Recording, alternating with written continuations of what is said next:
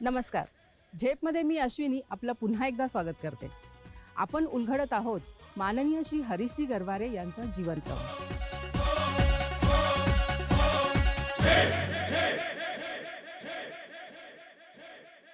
दोन 2000 साली हरीशजी करोडोंच्या कर्जात डुबले होते.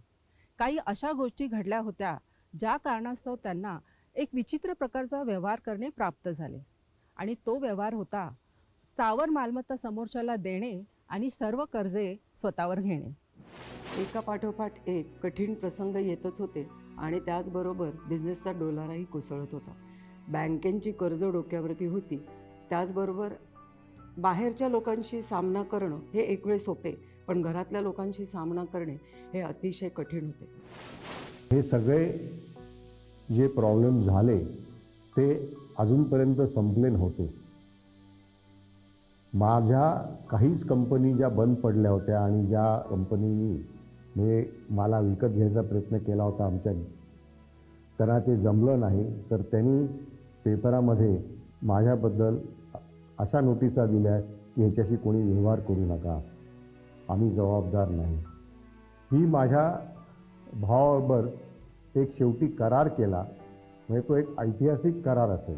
तो करार असा होता की जितकी कर्ज जी काही कंपन्या बंद पडल्या आहेत ती माझी जबाबदारी आणि जे काही प्रॉपर्टी जे आहेत ज्याच्यावर बोजा नाही ह्या सगळ्या प्रॉपर्टी त्याच्या आणि वर एवढे पैसे असं त्याला सगळं देऊन मी शेवटी अक्षरशः वेगळा झालो आणि माझ्याकडे काहीही राहिलं नाही. असो, काही गोष्टी आयुष्यात घडायच्या असतात. हरीशने सर्व कर्ज डोक्यावर घेतली याच जिद्दीने की आपण परत कष्ट करू, परत उभे करू आणि सर्वांची कर्ज चुकती करू. याच जिद्दीने, नव्या उमेदीने आम्ही 150 स्क्वेअर फीटच्या भाड्याच्या जागेमध्ये नवीन कंपनीची स्थापना केली. आमच्या सर्व सहकार्याने, जे आमच्याबरोबर काही वर्ष, कित्येक वर्ष रादर पहिल्या कंपनीत काम केलेल्या सर्व लोकांनी आम्हाला सहकार्य तर दिलेच आणि याचे कारण हरीशवरती असलेला सर्वांचा विश्वास आम्हाला सर्वांना प्रेरणा देऊन पुढे नेत होता. सुरुवातीला हरीश सरांसोबत आमची बरेच काही लोकांची अजून टीम होती. बरेच प्रॉब्लेम्स आले, बऱ्याच समस्या आला, परंतु हरीश सरांचा स्वभावच असा आहे की प्रत्येक समस्येला, कुठल्याही प्रकारचे प्रॉब्लेम्स, कुठल्याही प्रकारचे आव्हानं आली की ते त्याकडे एक संधी म्हणून पाहायचे आणि तशा प्रकारे त्याच्यामध्ये ते संधीमध्ये त्याला कन्वर्ट करायचे. माझ्या 27 वर्षाच्या अनुभवामध्ये जे सरांना मी अनुभवलेलं आहे, हरीश गरवारे सर म्हणजे एक चालतं फिरतं विद्यापीठ आहेत. पोल्ट्री व्यवसायामध्ये अहोरात्र झटून सरांनी जे पोल्ट्री क्षेत्राला योगदान दिलेलं आहे त्या जगाला मार्गदर्शक आहे.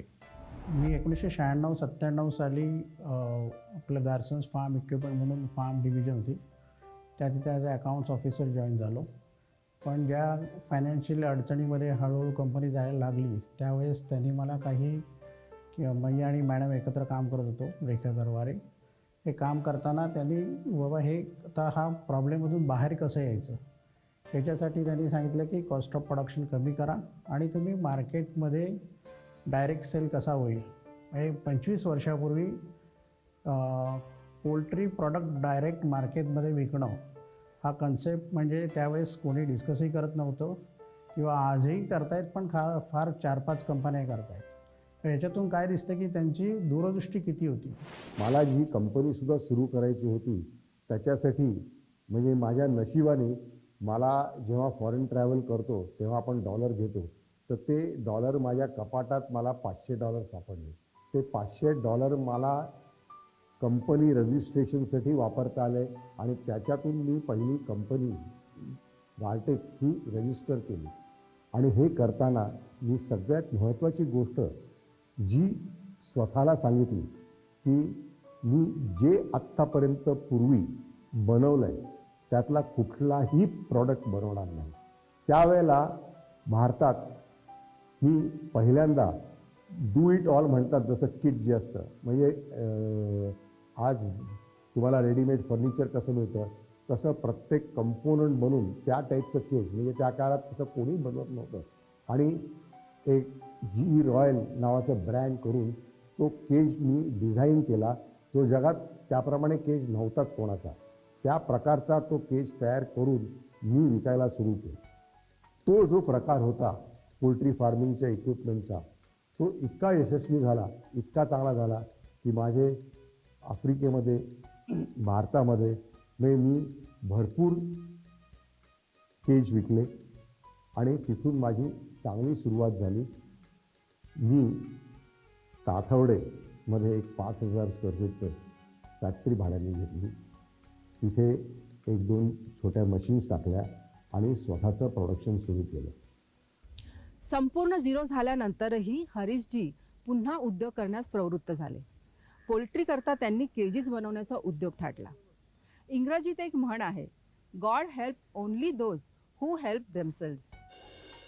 2005 किंवा 6ची गोष्ट असेल.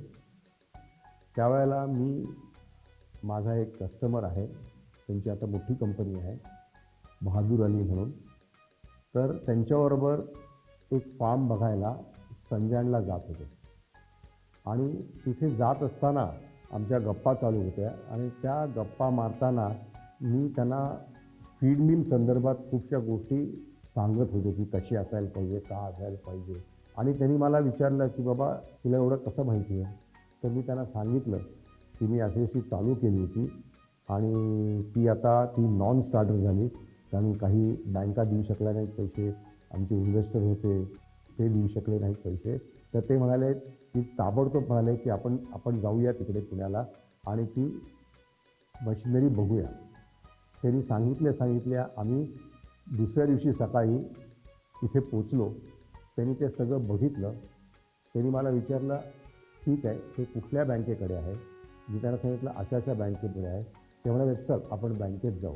आम्ही मुंबईत गेलो, त्या बँकेत गेलो आणि त्यांनी समोरासमोर त्या बँकेशी डील केलं आणि त्यांना सांगितलं की मला ही सगळी मशिनरी पाहिजे आणि काय जे लोन असेल ते मी सेटल करतो. ती मशिनरी ते घेऊन गेले आणि मी त्यांना म्हटलं ही जागा मला देता का. ते म्हणाले हो, ही तुझी जागा आहे, ती घे. आणि मला त्यांनी ती जागा दिली आणि त्यांनी मला जागा दिल्यामुळे मी परत ह्या चालेगावात परत आलो आणि इथून हळूहळू परत सुरू केलं. आईवी ग्रुप की ग्रोथ में हरीश गरवारे गार्टेक का बहुत बड़ा सहयोग रहा है. मैंने जब भी देखा है कि मुर्गी के बारे में कोई भी डिस्कशन किया हो या मैंने चाहा है कि मेरे मुर्गी के लिए ये चाहिए, तो कभी हरीश गरवारे ने कभी ये नहीं बोला कि नहीं हो सकता है, हो जाएगा. और उसने करके दिया है, चाहे वो मैंने अपनी कोई टेक्नोलॉजी लाया हो चाहे हरीश की. जहाँ तक मेरा ऐसा अनुभव है कि 90% टेक्नोलॉजी मुझे हरीश ने ही ला के दिया है कि आप इस तरीके से मुर्गी का पालन पोषण कीजिए ताकि आपकी मुर्गी कंफर्ट जोन में रहेगी, उत्पादन ज़्यादा करेगी. और हमने जब उसकी एडवाइस को मानी है, करी है और हम उसमें सक्सेस हुए हैं. आज इनके चाहे केज के ले लो चाहे इक्विपमेंट्स के ले लो, मैंने हमेशा देखा कि वर्ल्ड की सब कंपनियों के हमारे पास रिप्रेजेंटेटिव आते हैं, देखते हैं और बात करते हैं. लेकिन जब मैं एनालिसिस करता हूँ क्वालिटी ऑफ इक्विपमेंट और बाकी जो मुर्गी के कंफर्ट में, तो मैं हमेशा गार्टेक को आगे पाया हूँ. इसी के लिए आईवी ग्रुप पिछले 25 साल से गार्टेक के साथ जुड़ा हुआ है. हैदराबादमध्ये मला एक एन्क्वायरी आली की माझ्या लक्षात आलं की एक फार्मर आहे, तो मोठा फार्म 3 लाख पक्ष्याचा टाकतोय. मी त्याच्याकडे गेलो, त्याला मी कोटेशन दिलं आणि तिथे मला सगळ्यात मोठा प्रश्न पहिले आला तो रेप्युटेशनचा, कारण त्याच्या कानावर काही गोष्टी आल्या होत्या. मी त्याला फक्त सांगितलं की तू एकदा माझ्याबरोबर ये, पुण्याला बघ मी काय करतो. ते आले, त्यांनी सगळं बघितलं, त्यांनी माझ्याशी गप्पा मारल्या बसले आणि त्यांनी मला सांगितलं, हरीश, हा प्रोजेक्ट कोण करू शकेल भारतात तर फक्त तूच आहे, आणि आम्हाला तो तेवढा मोठा प्रोजेक्ट त्यांनी दिला. हा जो प्रोजेक्ट होता ह्याच्यामध्ये 6 शेड्स होत्या आणि एका शेडमध्ये 50,000 पक्षी होते. 50,000 पक्षी म्हणजे 40,000 अंडी. आणि हा प्रोजेक्ट सक्सेसफुल होण्याचं एकच कारण होतं की आम्ही त्याला लागणारं फीडिंग आणि एक कलेक्शन हे ऑटोमॅटिक करून दिलं. जसं मी भारतात फिरत होतो तसं मी परदेशातही फिरत होतो. आणि परदेशात फिरत असताना मला अशीच एक अपॉर्च्युनिटी आली. मी त्या माणसाला भेटलो आणि जेव्हा मी परत आलो तेव्हा त्यांनी मला चक्क $1 मिलियन LC पाठवली. आता $1 मिलियन LC ही एवढी मोठी होती. थोडक्यात काय, की थोडासा कागद होता आणि त्याच्यासाठी लागणारे पैसे. माझी परिस्थिती त्यावेळेला बँकेची सगळ्यांना माहिती आहे कशी होती, की मला बँकेकडनं तर एवढं काही मिळणं शक्यच नव्हतं. पण ही ऑर्डर तर मला सोडायची नव्हती आणि ही ऑर्डर मी माझ्या काही सप्लायरना मदतीला घेऊन पूर्ण केली. आणि मला सांगायला आनंद होतो की हे जेवढे सगळे सप्लायर आहेत ते माझे असून आहेत. इथून पुढे हरीशजी त्यांच्या उद्योगात खरोखरच खूप मोठी कामगिरी करत गेले. गारटेक या त्यांच्या कंपनीची मुळशी येथे आज 5 युनिट्स कार्यरत आहेत. लक्षात घ्या, आज मार्केट ग्राहकाभिमुख आहे आणि ग्राहक दर्जा आणि सर्व्हिसला प्रचंड महत्त्व देत आहेत. जागतिकीकरणात टिकण्याचा हाच एक फॉर्म्युला आहे. एकदा हरियाणाच्या मार्केटमध्ये फिरत असताना माझ्या लक्षात आलं की तिकडचे जे फार्मर्स आहेत हे ज्या पद्धतीने फार्मिंग करता आहेत, आणि तीच फार्मिंग ऑफकोर्स भारतात सगळीकडे चालली होती, की त्यांना ब्रीडर फार्म्स जे आहेत ते फार मोठे लागतात. कारण त्यांना इव्हन 7,000 पक्षी ठेवायचे असतील तर 500 फूट लांब बिल्डिंग वगैरे लागायची. आणि मी ठरवलं त्यावेळेला की आपण आता व्हर्टिकल फार्मिंग ह्याच्यावर जायला पाहिजे. आणि व्हर्टिकल फार्मिंग हे पहिले आपण ब्रीडरसाठी करूया. मग मी ह्या पक्ष्यांसाठी व्हर्टिकल फार्म्स केले जे 3 टायर आणि 4 टायरचे होते. आणि जेव्हा 3 आणि 4 टायर म्हणजे कमीत कमी 10-12 फूट उंच जेव्हा केले तेव्हा वरती त्यांना ऑटोमॅटिक फीडिंग करण्याची गरज होती, एक कलेक्शन करण्याची गरज होती. त्यांना लागणारे एक कलेक्शन हे नॉर्मल अंड्यांपेक्षा वेगळं होतं, कारण ती अंडी फार महाग असतात. म्हणजे एक अंडी आजच्या घडीला 25-30 रुपयाची असतात. म्हणजे त्याला थोडा हेअर क्रॅकसुद्धा चालत नाही, तर त्याच्यासाठी स्पेशल एक कलेक्शन लागायचं. नंतर त्या पक्ष्यांना खाद्य जे लागतं ते एकदम मोजून द्यावं लागतं. हा माझ्याकडे मोठा चॅलेंज होता. आणि मग मी त्या काळामध्ये ब्रीडरसाठी automatic computerised feeding system develop केली, जी जगात पहिल्यांदा मी केली आणि त्याचं मला पेटंटही मिळालं. मग मी हे व्हर्टिकल फार्मिंग जो प्रकार आहे हा कमर्शियल लेअर म्हणजे आपण जी खातो ती अंडी त्या फार्मरसाठी सुद्धा बनवली. ऑटोमॅटिक एक कलेक्शन सिस्टम्स बनवल्या, एक फीडिंग सिस्टम्स बनवल्या, त्यांना काढणाऱ्या जे मॅन्युअर रिमूव्हिंग सिस्टम्स आहेत त्या बनवल्या.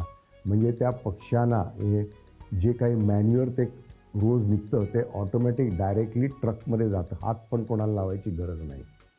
अशा एकदम आधुनिक फार्म्स तयार केले.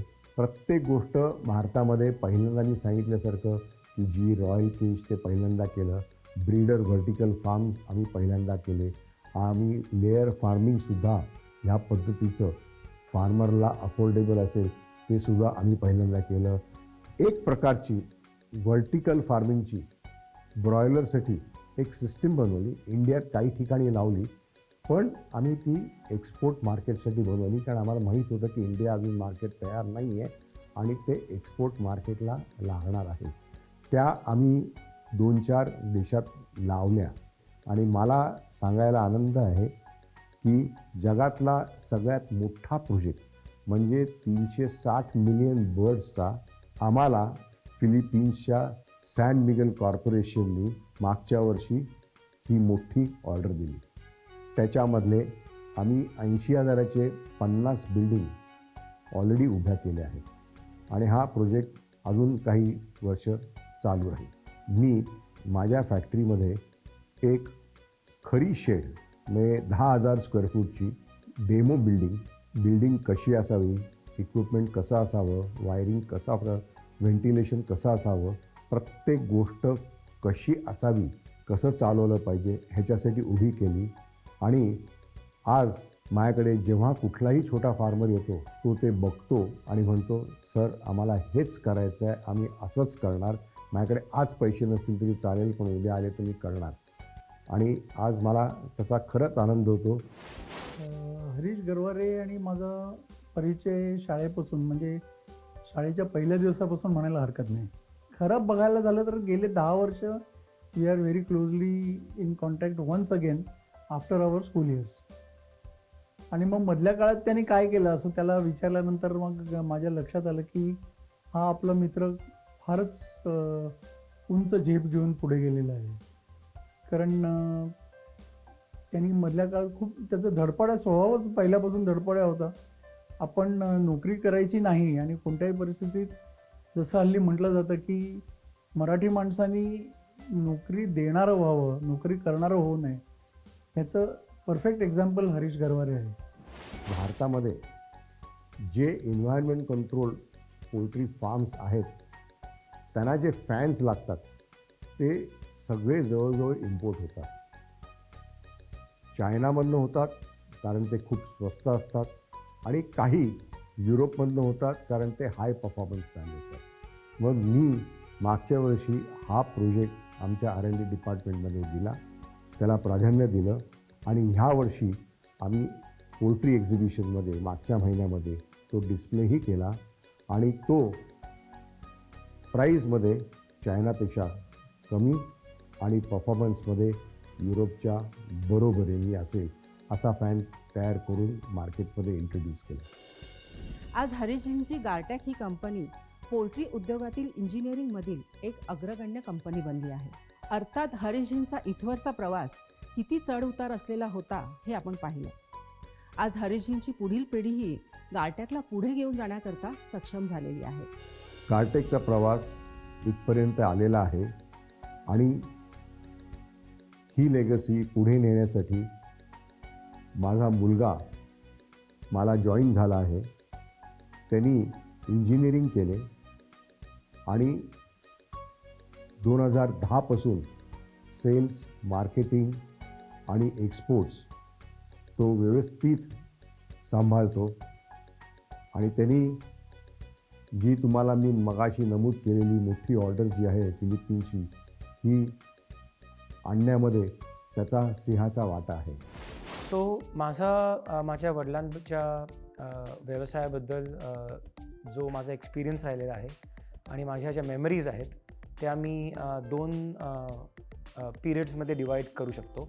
एक तर जेव्हा आम्ही लहान होतो, मी आणि माझी बहीण सोनिया, तेव्हा गार्सन्स जी कंपनी होती ती बऱ्यापैकी एस्टॅब्लिश कंपनी होती आणि आम्ही जेव्हा लहानाचे मोठे होत होतो तेव्हा we saw a dad work as a businessman. We were very proud of him. पण त्याच्यानंतर काही गोष्टी झाल्या जेव्हा मी साधारणपणे आम्ही बोथ ऑफ अस एक 15-16 वर्षाच्या एजचे होतो तेव्हा. आणि त्याच्यानंतर माझ्या वडिलांची जी जर्नी परत एकदा सुरू झाली. It was like a Phoenix rising from Ashes. जे काय झालेलं म्हणजे किडनॅपिंगपासून गार्सन्स बंद होईपर्यंत आणि जे पर्सनल ज्या सगळ्या गोष्टी झालेल्या, अनफॉर्च्युनेटली मी अशा वयात होतो की मी त्यांच्याबरोबर उभं राहू शकलो नाही कारण अजून मी शाळेत होतो. पण माझं एज असं होतं की मला समजत होतं. आणि त्या एजमध्ये म्हणजे Wien at that time he was I think 42, त्या एजमध्ये त्यांनी सगळं आज गारटेक एक 0पासून परत सुरू केली. आणि जी त्यांनी त्याच्यावरती मेहनत घेतलेली आहे आणि जो कष्ट घेतलेले आहेत. आणि मला माहिती आहे काही इन्सिडेंट्स होते की जेव्हा आमची सॅलरीज द्यायला it was going to be difficult at the end of the month.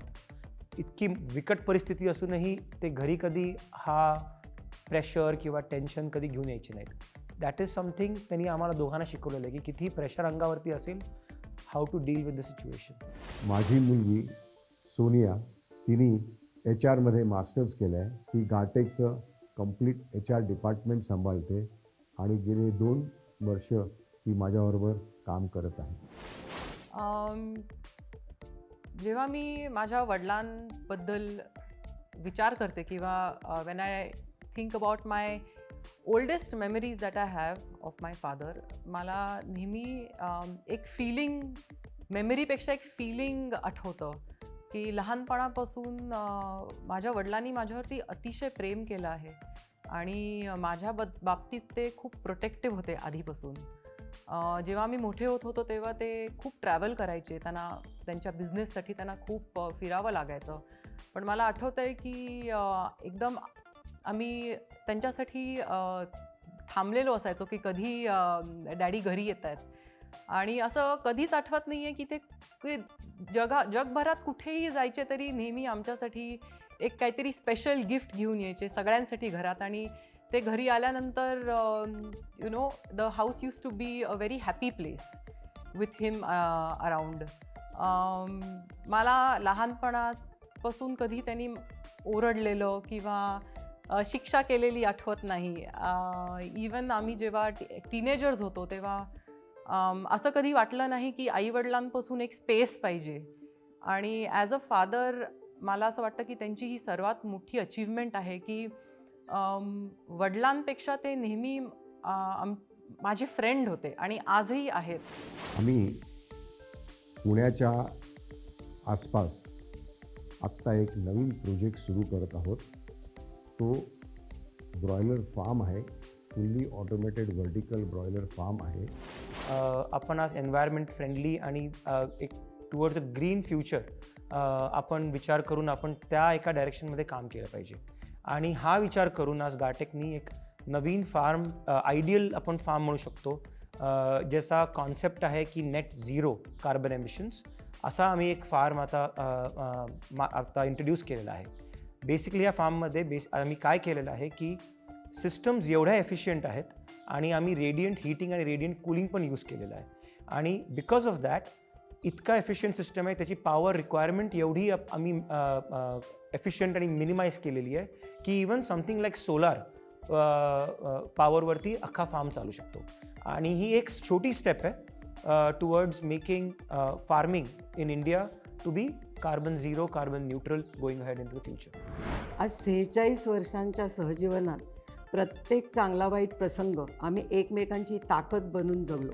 हे जे मंदिराचं बांधकाम आत्ता चालू आहे हे मी माझ्या सासू सासऱ्यांच्या म्हणजेच हरीशच्या आईवडिलांच्या स्मृतीप्रित्यर्थ मी आमच्या फॅक्टरी प्रिमायसेसमध्ये बांधते आहे. तसेच कुठल्याही प्रसंगी आम्हाला एकमेकांचा हात कधीच सोडावासारखा वाटला नाही. उलट आमचे नाते दिवसेंदिवस घट्टच होत गेले. My grandfather is the best. I love him and he loves me. I know he's a hard worker because whenever I wake up, he's already off to work. And whenever I'm done with my dinner, he already comes back. I want to grow up and find my own passion just like my grandfather did. अशा माझ्या संघर्षमय प्रवासात ज्यांनी माझी साथ दिली, मी त्यांचा आभारी आहे. तर हा होता पोल्ट्री इंजिनिअरिंग उद्योगातील एक यशस्वी अग्रगणी उद्योजक माननीय श्री हरीशजी गरवारे यांचा जीवन प्रवास व त्यांची यशोगाथा. भेटूया पुढील आठवड्यात एका नवीन उद्योजकासह, याच वेळी याच दिवशी. जय हिंद, जय महाराष्ट्र.